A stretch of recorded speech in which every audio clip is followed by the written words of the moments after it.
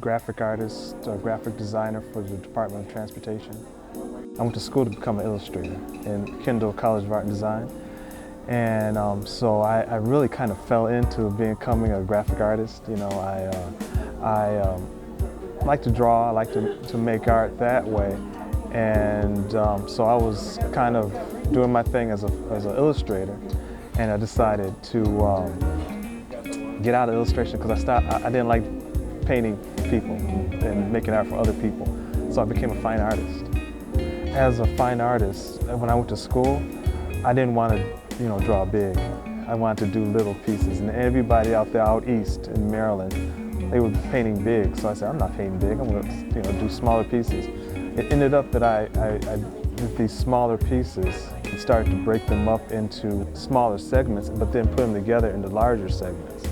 Well, in a way, that kind of became my exposure to drawing large pieces, so I kind of, again, fell into doing murals. I didn't want to draw these large pieces, so the Michigan Avenue Bridge was my first large-scale mural, and it was a really large-scale mural. I helped other artists with other murals around the city, like the Shinora's mural on Saginaw Street, and then there's the Genesee mural, used to be the Black Child and Family Institute. I worked on that with some artists.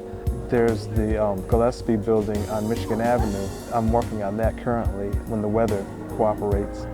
I also participated in a mural festival in Jackson, and I worked with C. Adams, who's an amazing icon graphic artist for hip-hop artists, and I worked with him on his Love mural. And entering these contests just kind of actually motivates me to make the art. It gives me like a reason to really produce new work. So contests like the Art Prize, I always focus to create a new piece of art for that. And then there are other graphic contests I've been involved in, like the license plate. You start winning some of these things, and then you end up getting motivated to do more.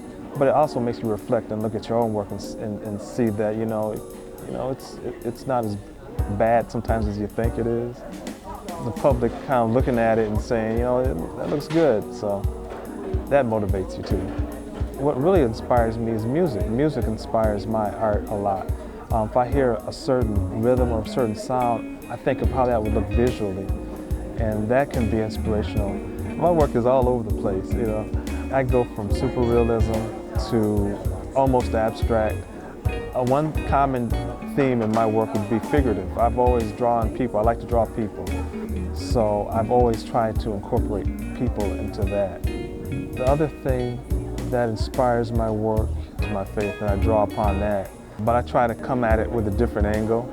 Like First Sunday or Guardian Angel, I try to look at how I can incorporate, what I believe, but in a simple way. Like Guardian Angels, for the most part, it's a simple picture. It doesn't really tell a deep story, but it's just an image of an angel.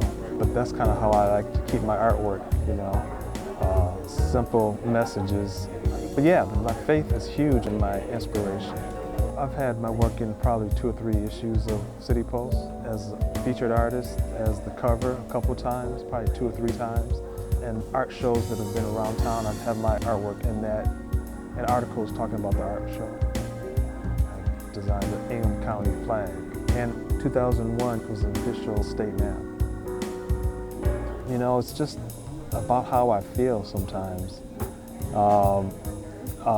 And I'm finding that as I get older, I'm becoming more of a political artist, and I want to explore that. I've never really done political artwork, but I think about it quite often, and I think I'm going to probably do some heavier, more political pieces in the future. And history, my own African American history is a big inspiration, and where we've come from.